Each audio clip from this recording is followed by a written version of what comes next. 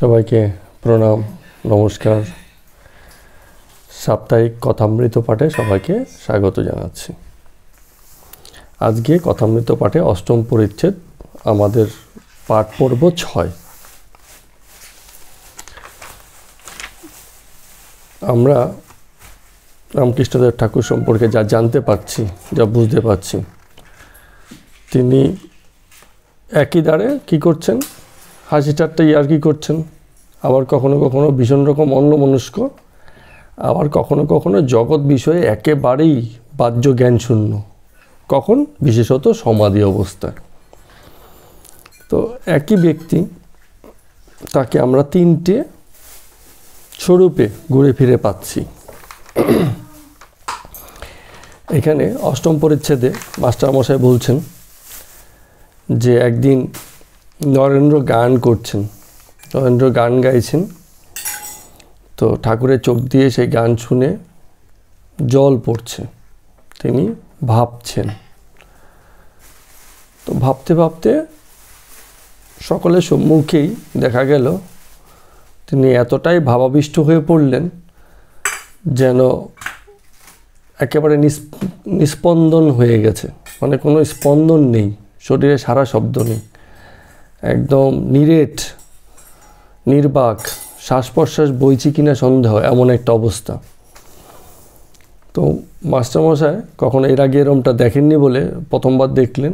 তো পাশে থেকে একজন বলে দিল তার সমাধি হলো, এর নাম হচ্ছে সমাধি। তো তিনি প্রথমবারের মতো দেখলেন একজন মানুষ জগতের মধ্যে থেকে, কোনো একটা ভাবাবেগে থেকে কি করে তাৎক্ষণিক আত্মকেন্দ্রিক হয়ে সমাধিতে চলে যেতে পারেন। এরকম দর্শন বা এরকম দেখার অভিজ্ঞতা তার হয়নি। তিনি সে কথাটাই বলছেন, এমনভাবে বলছেন যেন ছবি, যেন একটা ছবি কি হয়, তোলার পরে যেরকম নিশ্চল স্থির হয়ে যায়, তেমনি করে তাকেও দেখা গেল নিশ্চল এবং স্থির হয়ে যেতে, ছবির মতো যেন হয়ে গেলেন, এরকম একটা দেখা গেল। তো সেই গানগুলো গাইছিলেন স্বামী বিবেকানন্দ, এবং গানের ভাষা ছিল এরকম যে প্রেমানন্দ রসে হওরে চিরমগ্ন, অর্থাৎ এই যে প্রেম রস, হরিপ্রেম, সেই প্রেমে চিরমগ্ন হয়ে যাও। মগ্ন মানে হচ্ছে আত্মবিস্মৃত, যে নিজেই ভুলে গেছে যে আমি কে, নিজের অস্তিত্বের আর কোনো খবর নেই, এরকম যে অবস্থা, সেটা হচ্ছে মগ্নতা, চিরমগ্ন হয়ে যাও প্রেম রসে। কার প্রেম রসে? হরি প্রেম রসে। এটা উনি বললেন। এর বাদে আমরা আরেক দিনের একটা সিনারিও দেখছি। সকলে, পরের দিন ছুটি ছিল, তো মাস্টারমশাই বেলা 3টা নাগাদ এসে দক্ষিণেশ্বরে পৌঁছলেন। তো সেখানেও মাদুর পাতা যথারীতি তিনি বসে আছেন। ওনাদের এই যে খাওয়া দাওয়ার পরে যে আসরটা হতো 3টে নাগাদই দেখছি যে ওই সময়টাতে ওনারা করতেন। নরেন্দ্রনাথ ছিল, ভবনাথ ছিল, আরও 2-4 জন এসে বসে আছে। তো মাস্টারমশাই আগে যেটা হতো যে ঘরে ঢুকে হাত জোর করে প্রণাম করতেন। তো কিছুদিন ধরে তিনি মানে ভূমিষ্ঠ হইয়া প্রণাম করতে শুরু করলেন। তো এই দেখে সেই রামকৃষ্ণদেব ঠাকুরই হেসে উঠলেন, বলছে ওই রে আবার এসে গেছে দেখ। বাকিদের বলছে, বাকি সবাই একটু কম বেশি হাসছে। তো মনে হচ্ছে যেন কোথাও একটা উপহাস হলো, কিন্তু না, হাসতে হাসতেই বিষয়টাকে সহজ করতে গিয়ে রামকৃষ্ণদেব ঠাকুর বলছেন যে কেন তিনি হাসছেন। বলছেন, খুব সুন্দর উপমা দিলেন, বলে একটা ময়ূরকে বেলা 4টার দিকে আফিম খাইয়ে দেওয়া হলো। তো ময়ূর চলে গেছে, পরের দিন আবার বেলা 4টা নাগাদ ময়ূরটা এসে গেছে। কেন? আফিমের নেশা ধরে গেছে। তো ওই হাসতে হাসতে বলছেন যে এই যে মাস্টারমশাই, যে তার হয়তো হরিকথায় নেশা লাগিল রে, নেশা লেগে গেছে, যে এই যে কথাবার্তা হচ্ছে নেশা লেগে গেছে, এখন ঘুরে ফিরে টাইমে টাইমে ঠিক চলে আসে। তো এক রকমের পরিবর্তন তো মাস্টারমশাইয়ের মধ্যে আমরা দেখছি। সাধারণত যেটা হয়, শহরে বাবুরা হাত জোর করে বুকের উপর প্রণাম করে, কিন্তু উনি কি হচ্ছে, ভূমিষ্ঠ হয়ে প্রণাম করছেন। তার মানে সেখানে তার একটা আত্মসমর্পণ আছে, একটা অহংকার, সেই অহংকারের ত্যাগ, আভূমি ভূমিষ্ঠ হয়ে প্রণাম করা। আরেকটা কি আছে, দণ্ডবৎ প্রণাম। দণ্ডবৎ প্রণাম মানে কি, একেবারে শুয়ে পড়ে 2 হাত সামনে দিয়ে সাষ্টাঙ্গে প্রণাম। ঠিক আছে, এর মানে কি হচ্ছে, সমর্পণ। আমি পূর্ণ শরীরের সব কিছু সমর্পণ করে, সেগুলো উঁচু ছিল সেগুলোকে নিচু করে পূর্ণ সমর্পণ থেকে পূর্ণ শ্রদ্ধায় প্রণাম করছি। তো এই বিষয়গুলো আসে, যারা এগুলো বোঝে তারা বিষয়গুলোকে সেভাবে দেখে। এরকম আত্মসমর্পণের অর্থই হচ্ছে যে আমার আর কিছু নেই যে আমি উঁচু করে রাখতে পারি, তোমার এই বিশালতার কাছে আমি পূর্ণরূপে ছোট, সেটাকে মেনে নিয়ে আমি তবে প্রণাম করছি। তো এই বিষয়গুলো মাস্টারমশাইয়ের মধ্যে কিছু কিছু আসছে, তিনি বুঝতে পারছেন এবং স্বতঃস্ফূর্তভাবে তার এই চরিত্রের পরিবর্তনগুলো দেখছেন। এবং এটা দেখে রামকৃষ্ণদেবও খানিক যেন ধরতে পেরেছেন, এজন্য কিছুটা হাসছেন, একটু উপহাস করছেন, এরকম একটা ব্যাপার হচ্ছে। তো এই যে সমর্পণের যে জায়গাটা, আমরা কি দেখি, আমাদের এই জগৎ দেহবোধেই বেশি সমর্পিত, কোনো উচ্চ আদর্শের প্রতি, উচ্চ ভাবনার প্রতি খুব কমই সমর্পিত থাকে। এই লাইনটা পড়তে পড়তে এই যে বললো না যে হরিকথায় নেশা লাগলো কি, তো সেই একটা বিখ্যাত গান মনে পড়ে গেছে, হাসন রাজার গান, আপনারা শুনেছেন কি না? নিশা লাগিল রে, নিশা লাগিল রে, বাঁকা 2 নয়নে নিশা লাগিল রে, হাসন রাজা পিয়ারির প্রেমে মজিল রে। কে পিয়ারি, কি হাসন রাজা, অতটা বিস্তারিত আমার জানা নাই, কিন্তু এই ধরনের গান, যে গানের মধ্যে দেহবোধ, কারো মুখষষ্ঠ, কারো সৌন্দর্যে কেউ একজন অভিভূত হয়ে গেছে, এই অভিভূত ভাব থেকে যে গান রচনা হয়েছে যুগে যুগে, এই জগৎ সেসব গানেরই মানে পছন্দ করেছে। তো এইখানে ব্যাপারগুলো উল্টো হচ্ছে। এখানে একটা ভাবাদর্শের প্রতি, একটা নিদর্শনের প্রতি সকলের একটা সমর্পণ করছে। এখানে কোনো কারো পিয়ারির প্রেমে কোনো হাসান রাজা মজে নেই। এইসব ব্যাপারগুলো এখানে ঘটছে। তো বিষয়গুলো উচ্চ, বলতে চাইছি যে বিষয়গুলো উচ্চ, এগুলো দেহবোধের উপর দাঁড়িয়ে নেই, দেহবোধে প্রতিষ্ঠিত নেই। তো মাস্টার মশাই আবার এই যে হাসি ঠাট্টা করছে তাকে নিয়ে, তিনি কিন্তু আবার এটাকে সহজভাবেই নিলেন, নিয়ে মনে মনে বলছেন যে ঠিকই তো বলছে, বাড়িতে যাই দিবানিশি মনটা এখানেই পড়ে থাকে, মানে মাথায় কেবল এসব বিষয়ে ঘুরছে, বারবার মনে হয় কখন আবার আসিব, কখন আবার দেখিব, এখানে কে যেন টেনে নিয়ে আসে। মনে করলেও অন্য কোথাও যে যাব, সেসব আর জো নেই, ঘুরে ফিরে যেন এখানটাই আসতে হয়। আর ঠাকুরকে দেখো তিনি মানে বিস্ময় নিয়ে তাকিয়ে থাকেন ঠাকুরের দিকে। কেন তাকিয়ে থাকেন? কারণ এই যে মানুষটা, এই যে ছেলে ছোকরাদের সাথে বসে দেখছেন, কালকে দেখলেন কি সেই সমাধি হয়ে গেছে, বাহ্যজ্ঞান শূন্য, আবার আজকে দেখছেন এই ছেলে ছোকরাদের সঙ্গে ঠাট্টা ইয়ার্কি করছে, একই অঙ্গে যেন কত রূপ, হাসি ঠাট্টা যেন সমবয়স্ক, আনন্দের হাট যেন বসিয়েছে, এরমভাবে হাসি ঠাট্টা করছে। তো এই অদ্ভুত বিষয়গুলো তিনি দেখছেন, মাস্টারমশাই খুব দেখছেন, যেহেতু প্রথম আসছেন, ওনার একটা দর্শক মন আছে যে দেখতে ভালোবাসে, কিছু বলার থেকে, কিছু শোনার থেকে, মানে শোনা বলতে কিছু বলার থেকে, নিজেকে প্রতিষ্ঠা করার থেকে, দেখে শুনে বুঝে এই বিষয়গুলোকে মানে আন্তরিকভাবে নেয়ার একটা চেষ্টা তার মধ্যে আছে। শিক্ষিত লোক, তা এই বিষয়গুলো তার মধ্যে ছিল। আর মাঝে মাঝে আই কানেকশন হচ্ছে, চোখে চোখে যোগাযোগ। মাস্টার শ্রীরামকৃষ্ণ এই ঠাট্টা মস্করা করছেন, ইয়ার্কি করছেন, আবার মাঝে মাঝে মাস্টারকে দেখছেন। তো বলছেন, এই যে দেখ আমরা এত হাসি ঠাট্টা করছি, শহুরে বাবুরা কিন্তু সহজে হাসি ঠাট্টায় যোগ দেয় না। ভিতরে ভিতরে কি একটুখানি কোথাও না কোথাও অভিমান আছে, চুপচাপ বসে আছে, শুনছে। হাসি ঠাট্টার বিপরীত কীরকম গম্ভীর দেখ। কিন্তু মাস্টারমশাই তখনও কিন্তু বয়স বেশি নয়, তার বয়স তখন 27 বছর বয়স। এখানে লেখা আছে মাস্টারমশাই শ্রীমও তখন 27 বছর বয়স। তো মাঝে মাঝে আবার এই আর কি করতে করতে অনেক সময় এমন সব কথা বলতেন যেগুলোর কোনো মানে খুঁজে পাওয়াটা খুব মুশকিল হয়ে যেত। যেমন এই কথা বলতে বলতে একবার বলছেন শেষের দিকে এসে যে, মাস্টার আর নরেন, তোমরা তো ইংরেজি জানো, তোমরা একটা কাজ করো, তোমরা দুজনে ইংরেজিতে তর্ক করো, আর আমি এটা শুনি। অদ্ভুত আবদার। হ্যাঁ, এত লোক বসে আছে, দুজনকে বলছে তোমরা তর্কাতর্কি করো ইংরেজিতে, আমি একটু শুনি কীরম হয়। তো অনেক সময় শিশু সুলভ একটা মনও আছে। তো তারা দুজন কথা বলছিলেন মাস্টার আর নরেন্দ্র মিলে, কিন্তু সেই ইংরেজিতে তর্ক করার মতো বা লোক দেখানোর জন্য তো সেটা কেউ করবেন এরম দুজনের কেউ করে উঠতে পারলেন না। কিন্তু আবদারটা ছিল, মানে একটু যে দেখি কীরম হয়, একটু শুনি কীরম হয়, এরকম একটা ব্যাপার। তো এই করে সেদিনের মতো বৈকালিক তাদের সৎসঙ্গ শেষ হলো।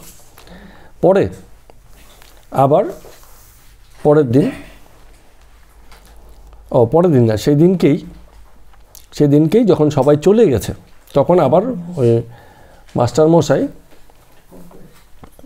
আবার রামকৃষ্ণদেব ঠাকুর এবং আমাদের ওই স্বামীজিকে, নরেনকে খুঁজে পেলেন কোথায়? ওই ঘাটে। ঘাটে দুজন দাঁড়িয়ে কথা বলছেন। সেই সময় উনি সেখানে গিয়ে পৌঁছলেন। তো রামকৃষ্ণদেব বলছে নরেনকে, বলছে একটু বেশি বেশি আসবি। তো টিআরকি করে বলে, তো বলে সবে তো নতুন আসছিস, প্রথম এরকম অনেকেই একটু বেশি বেশি আসে, পরের দিকে আবার কিরম যেন আস্তে আস্তে হারিয়ে যায়। তো প্রথমে আবার ইয়ার্কি করে বলছেন যে কেন প্রথম আসে জানিস তো? ওই যে নতুন বিয়ে করলে পরে বাড়িতে বাইরে যেসব মানে বড়েরা কাজ করে, চাকরি করে, তারা ঘন ঘনই বাড়ি আসে। আবার যখন সময় মানে পার হতে থাকে, আস্তে আস্তে 1 মাস 2 মাস পার হয়ে যায়, বাড়িতে আসার নাম নেই। তো প্রথম সবার কাছে একটু ঠিকঠাক লাগে, নতুন লাগে, বারবার আসে। কিন্তু পরের দিকে আবার কি হয়, আস্তে আস্তে মানে হালকা হতে থাকে। তুই আসবি তো, মানে এরকম একটা আবদার করছে। কেন? কারণ ওই যে প্রথম দিনে বলছিল যে উনি দেখে নেন কার মধ্যে কি আছে, সেই ব্যাপারটা উনি দেখে নেন, যে কারণে কাউকে খুব আপন করে কাছে রাখার জন্য ওনার একটা মানে মিনতি থাকে, এক প্রকারের মিনতি আমরা বলতে পারি। তো আবার মাস্টারকে দেখে ঠাকুর বলছেন, এখানে আবার একটু নিজের কথা বলছে দেখ অনেক সময় কি হয়, দেখো অনেক সময় কি হয়, চাষা মানে হচ্ছে চাষিরা হাটে গরু কিনতে যায়। এখন চাষি তো অভিজ্ঞ, সে এত বছর ধরে মানে গরু লালন পালন করছে, ওরা গরু দেখে বুঝতে পারে কোনটা ভালো গরু কোনটা মন্দ গরু। কীভাবে বোঝে? বলে গরুর লেজে মুড়ে দেয়, লেজটা ধরে একটু মুড়ে দেয়। এখন কিছু গরু আছে লেজ মুড়ে দিলে পরে এবারে এরকম করে বসে পড়ে। আবার কিছু আছে লেজটা একটু মুড়ে দিলে একদম চাঙ্গা লাফিয়ে ওঠে। তো বলছে যারা গরু চেনে, যে গরুটা এরকম লাফিয়ে উঠেছে তিরিং বিরিং, বুঝতে পারে এটা শক্ত সবল আছে, আর যেটা এই একটুখানি ধরলে পরে মিয়ে পড়ে, সে মানে একটু দুর্বল আছে। বলে কিছু মানুষ আছে যাদের দেখলে বোঝা যায় একেবারে ঠিক তেমন তেজি গরুর জাত। নরেনকে উদ্দেশ্য করে মাস্টারকে শোনাচ্ছে আর কি। বলছে যে নরেনকে দেখেছি তেজি গরুর জাত, ওকে ধরলে বুঝতে পারি যে ওর ভিতরে তেজটা প্রকাশ পায়। আবার কেউ আছে চিড়ের ফলারের মতো, চিড়ের ফলার একটা এক্সাম্পল বলেছে আর কি, চিড়ে দিয়ে কলা দিয়ে মেখে টেকে একটা গ্যাট করে দিলে যেমন হয়, এর কোনো আলাদা কোনো ইসে নেই, অনেকটা যেন চিড়ের ফলার মতো ওই মেরে পড়ে আছে, শুয়ে আছে, মানে অত কোনো তেজ নেই, ভাব নেই, প্রকাশ নেই, এরকম একটা ব্যাপার আছে। তিনি এরকম ইয়ার্কি করে বলছেন। তা আবার মাস্টারমশাইকে বলছেন তুমি নরেন্দ্রের সঙ্গে আলাপ করো, করে আমাকে বলো তো ছেলেটা কীরকম। উনি এরকম একটা করছেন আর কি, মিলিয়ে দিচ্ছেন যে তুমি ওর সাথে মেশো। তো এইসব কথাবার্তা বলে টলে ওই রামকৃষ্ণদেব ঠাকুর সন্ধ্যে নাগাদ পায়চারি করছিলেন।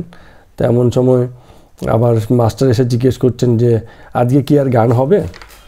তো কিছুক্ষণ চিন্তা করে রামকৃষ্ণদেব বললেন যে না, আজকে আর গান টান হবে না, তুমি বরঞ্চ এক কাজ করো, আমি বলরামের বাড়িতে কলকাতায় যাব, তুমি সেখানে যেও, সেখানে আমরা গান করব।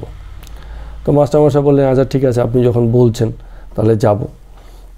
মাস্টারমশাই দাঁড়িয়ে আছে, তখন ইসে বলছে শ্রীরামকৃষ্ণ বলছে তুমি তো কদিন ধরে এলে, আমাকেও দেখলে টেকলে, কি মনে হয় গো? তোমার মনে হয় একটু জ্ঞান বুদ্ধি আমার হয়েছে, কিছু জ্ঞান ট্যান হয়েছে? মানে নিজে আবার একটু করছেন আর কি, শিক্ষিত লোক দেখি কীরমভাবে করে।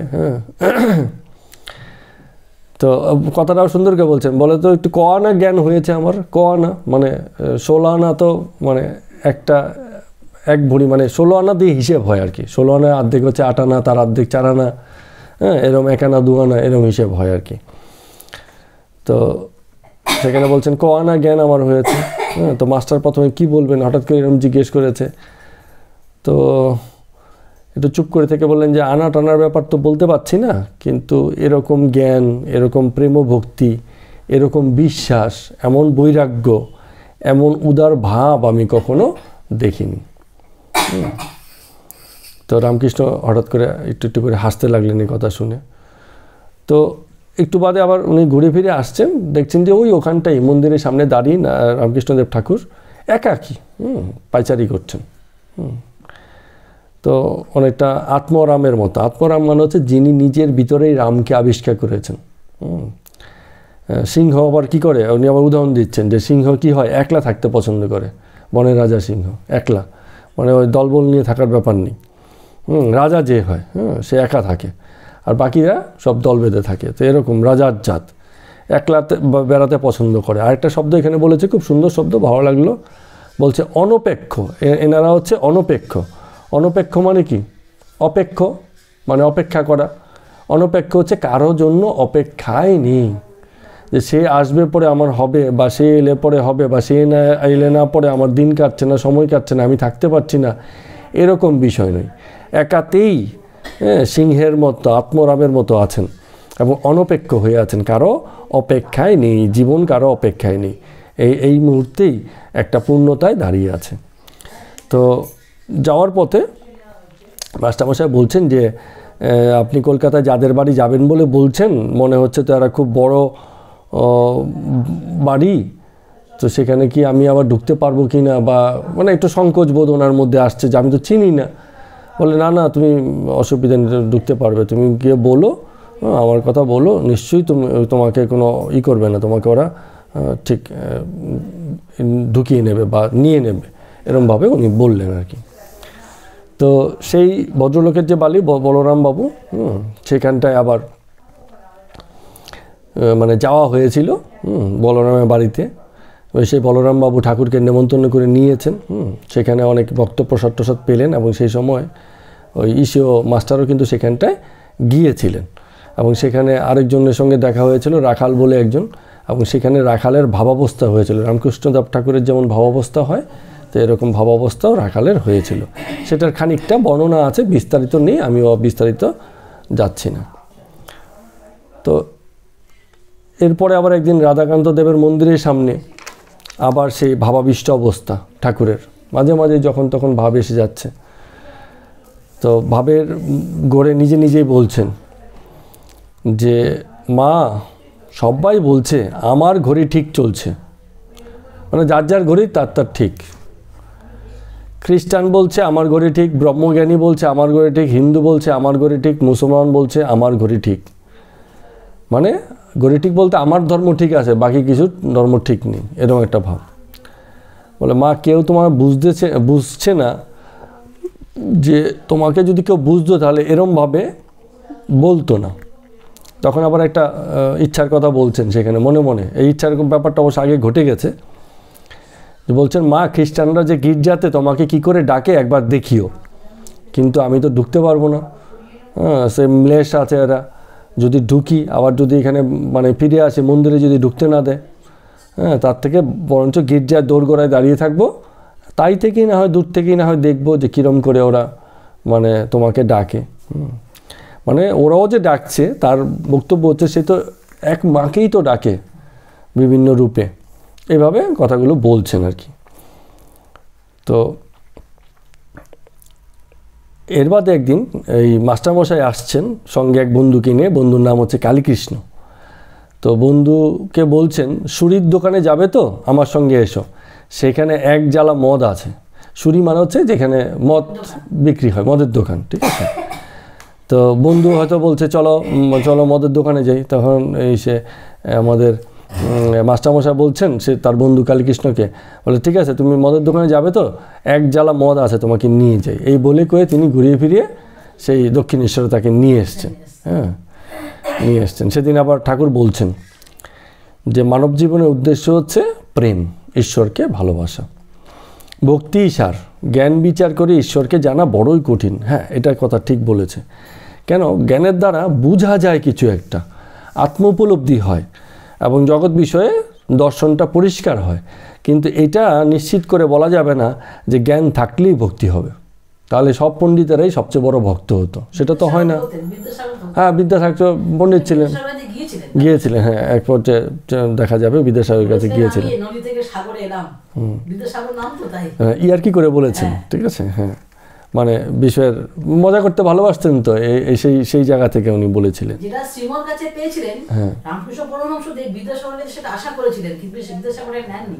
না, এটার কারণ আছে। বিদ্যাসাগর একটু ব্রাহ্ম ভাব, এবং সবচেয়ে বড় কথা উনি ওই কোনো ভাবের মধ্যেই ছিলেন না, ঠিক আছে। জগৎহিতে কর্ম করেছেন, কর্মমুখী কর্মযোগী লোক ছিলেন, কিন্তু কোনো রকম ধর্ম বিষয়ে তার কোনো ইয়ের কথা শোনা যায়নি।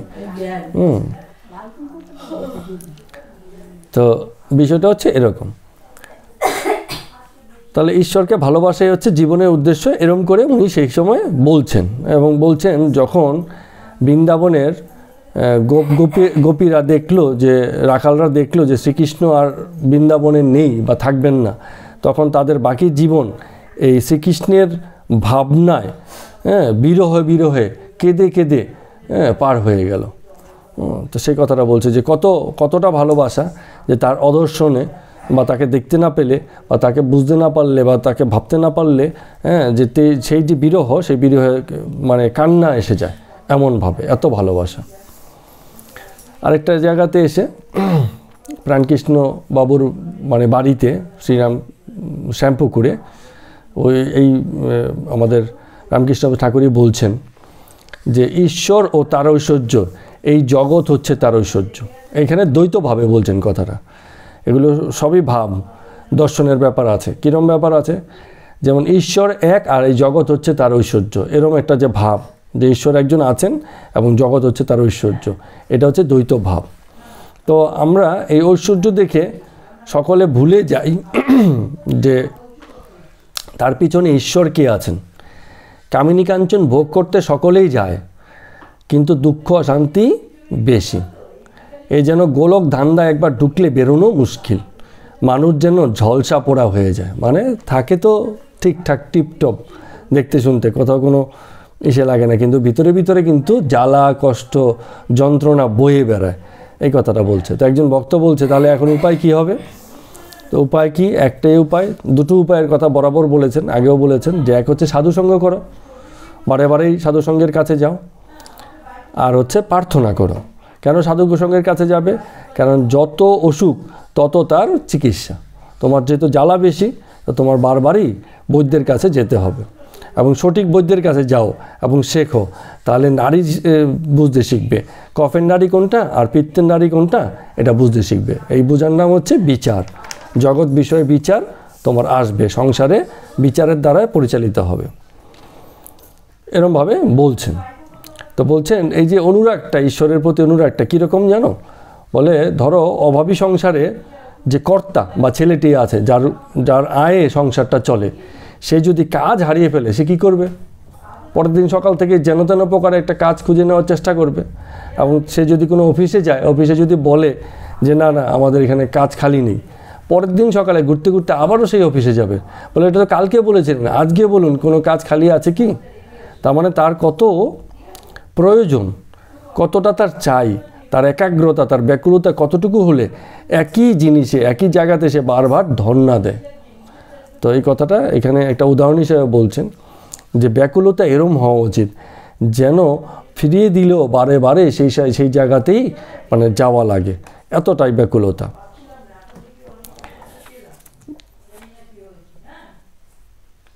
তো আরেকটা কথা এখানে বলছেন যে যখন তুমি সাধুসঙ্গ করবে, তখন তোমার সৎ বুদ্ধি আর অসৎ বুদ্ধি খুলে যাবে। এটা খুব জরুরি বিষয়। যদি বিচারবোধ থাকে তখন বুদ্ধিটাও পেকে যায়, বিচারবোধ না থাকলে বুদ্ধি আর তখন পাকে না। আচ্ছা, একজন বলছে আবার যে তবে পাপ করলে কি আমাদের কোনো দায়িত্ব নেই? তো শ্রীরামকৃষ্ণ বলছেন যে সৎ বুদ্ধি অসৎ বুদ্ধি যত রকম বুদ্ধি বলো না কেন সব তো তিনিই দেন, কিন্তু তুমি যে লঙ্কা খেলে ঝাল কি আরও করা লাগবে? লঙ্কা খেলে ঝাল তোমারই লাগবে। তো এখানে আবার সেজ বাবুর প্রসঙ্গ ধরে বলছেন যে সেজবাবু যখন বয়স কম ছিল, যা হয় বয়সকালে কী হচ্ছে, রক্ত গরম থাকে শরীরে, মানে অনাচার করলেও গায়ে লাগে না, তখন যা খুশি তা করে বেরোনো এবং একটা বেপরোয়া ভাব থাকে। তো বলছে বয়সকালে উনিও কম করেননি, কিন্তু শেষ বয়সে কি হলো, মানে মৃত্যুর সময় নানা রকম অসুখ বিসুখে কষ্ট করতে হলো। এই কথাটা বলছেন এখানে। তো একজন বলছেন আবার প্রতিবেশী বলছে ঈশ্বর তবে দুষ্ট লোক কেন সৃষ্টি করলেন? তো শ্রীরামকৃষ্ণ বলছেন এটা তার লীলা, তিনি দুষ্ট মিত্র দুরকম করেই জগৎকে গড়েছেন। তো এটার উদাহরণটা দিতে গিয়ে একটা কথা বলছেন যে সীতাও একবার বলছিল রামকে যে এই যে আমাদের রাজ্য, এই রাজ্যে তো দেখা গেছে যে সব মানে কিছু বাড়ি আছে ভেঙে গেছে, সুন্দরভাবে গড়া হয়নি, ভাঙা হয়ে গেছে, পুরনো হয়ে গেছে। তো এমন হলে কেমন হতো যে অযোধ্যার সব বাড়ি সুন্দর পরিচ্ছন্ন বাড়ি হয়ে গেছে। তখন রাম বলছে যদি সব বাড়ি এরকম সুন্দর পরিচ্ছন্ন হয়ে যায় তাহলে মিস্ত্রিরা কোথায় যাবে? তার মানে কিছু ভাঙা বাড়ি, কিছু মেরামতি করার রাস্তাও থাকতে হবে, নাহলে তো সবই যদি ঠিক হয়ে যায়, জগতে সবাই যদি সৎভাবে সত্যগুণে প্রতিষ্ঠিত থাকে তাহলে জগতই আর চলবে না। তো জগৎ সত্য রজতম তিনের সংমিশ্রণেই থাকে।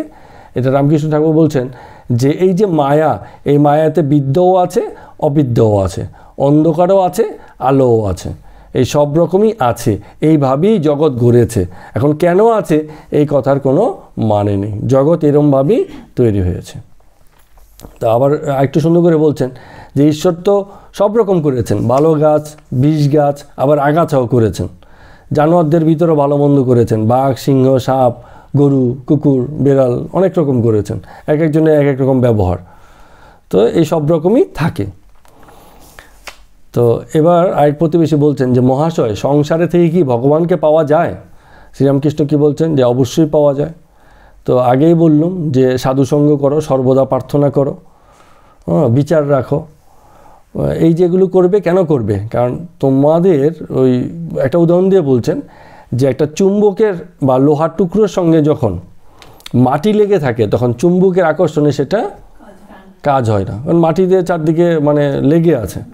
বলে আস্তে আস্তে মাটিটা যখন ধুয়ে যায় তখন সেই লোহার টুকরোটা চুম্বকের কাছে গেলে চট করে টেনে নেয়। তো বলে চিত্তশুদ্ধি না হলে ঈশ্বর লাভ হবে কী করে, ঈশ্বর দর্শন হবে কেরে? চিত্তের যদি শুদ্ধি হয় তবে ঈশ্বর দর্শন অটোমেটিক হয়ে যায়, ও ঠিক কাজে মানে টেনে নেবে। তো প্রথম যদি এই যে দেহটা আছে, এই দেহটাকে যদি আমরা মানে দেহ বলতে দেহবোধকে বলছে, দেহবোধেই তো সব কিছু চলছে, জগতের সব কিছুই। এই দেহটাকে খুশি করার জন্যই তো আমরা নিরন্তর মানে চেষ্টা চালিয়ে যাচ্ছি। দেহ বলতে দেহ মন দুই, প্রাকৃতিক অস্তিত্বে উপর দাঁড়িয়ে যে জাগতিক অস্তিত্ব, সেটাই হচ্ছে দেহবোধ। দেহ ছাড়া জগৎ চলে না। জগৎ মানে বস্তু, এবং বস্তু মানে হচ্ছে দেহ। একটা শরীর আছে সেখানে, ভৌত আছে সেখানে, ভূত আছে, তাই তো? আচ্ছা, তো বলছে একটু বেড়া না দিলে এই চারা গাছ ছাগলে গরুতে সব খেয়ে ফেলে। তো একটুখানি প্রথম বেড়া দিয়ে নিজেকে ঠিক করে নিতে হয়। তো এই কারণে বলছেন যে যারা এখানে প্রতিবেশী আবার বলছে আচ্ছা তাহলে যারা সংসারে আছে তাদেরও কি হবে? বলে সকলেরই মুক্তি হবে, তবে গুরুর উপদেশ অনুসারে চলতে হয়। এখন আবার এখানে এইসব প্রশ্ন আসে যে তাহলে গুরু কোথায় পাবো, গুরুর উপদেশ কোথায় পাবো? এখানে রামকৃষ্ণদেব ঠাকুর সুন্দর একটা কথা বলেছেন। তিনি বলছেন যে যুগে যুগে লোক শিক্ষার উদ্দেশ্যে যারা গুরুরূপে অবতীর্ণ হন তারাই সচ্চিদানন্দ গুরু। এই কথাটা খুব সুন্দর, আমার ভালো লেগেছে। কেন? কারণ আমরা এই যে লোকগুরু মানে এই জগতে বেঁচে থাকতে যেসব গুরুর অধীনে আমরা যাই, অনেক সময় সেই গুরুর অভিজ্ঞতা আমাদেরও ভালো হয় না, বা যারা শিষ্য হিসেবে যায় তাদেরও মানে সঠিক দর্শন জীবনে আসে না, এমন অনেক গুরু আছে। তো এই জন্য উনি খুব সুন্দর একটা বলছেন যেসব মানে গুরুরা যুগে যুগে লোকশিক্ষার জন্য এসছেন। কারা এসছেন?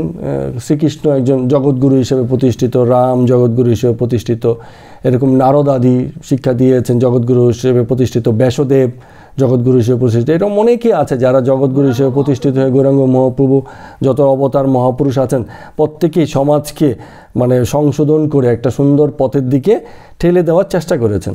তো এরা এই সচ্চিদানন্দ গুরু এদের অধীনেই যেতে হয়। এমনি কোনো লোকগুরুর অধীনে গেলেও তারা সেই লোকগুরুরা সেই সচ্চিদানন্দ গুরুকে সামনে রেখেই মানে শিষ্যদেরকে শিক্ষা দিচ্ছেন কিনা সেটা গুরুত্বপূর্ণ না, নিজের মনমানি করে কিছু একটা শেখাচ্ছেন, নিজের মতো করে কিছু একটা নিয়মকানুন চাপিয়ে দিচ্ছেন। আমাদের তো অনেক সময় এরমও হয়, যা দেখা যায় আর কি, যে ঘরের ছোট ছোট বিষয়গুলো তো আমরা গুরুর কাছে জিজ্ঞেস করতে যাই, তো অনেক গুরু সেসবের বিধানও দেন, কিন্তু প্রকৃত গুরু এইসব বিষয়ে কী হচ্ছে বিরক্ত হবেন, বলবেন তোমার বিচার কোথায়, এই ছোট ছোট বিষয়ে তুমি আমার কাছে আসবে কেন, তোমার বিচারটা কোথায়। তোমার বিচার যতক্ষণ না জাগবে একজন প্রকৃত গুরু শিষ্যের মধ্যে গুরুত্বের উপাদান দিয়ে দেন যেন সেও গুরু হওয়ার যোগ্য হয়ে ওঠে, এরমভাবে। তো এখানে এসে আবার বলছেন যে জ্ঞান কাকে বলে, আমি কে। তো এটার উত্তর একটা খুব সুন্দর দিয়েছেন, বলে আমি মানে কি কর্তা। তো এই কর্তা বোধের কর্তাটা আসলে কে, তো এক কথায় উত্তর দিয়েছেন, এক কথায়, কোনো বেশি কথার দরকার নেই, ব্যাখ্যা ট্যাখ্যার কিছু নেই। বলছে ঈশ্বরই কর্তা আর বাকি সব অকর্তা, এর নামই হচ্ছে জ্ঞান।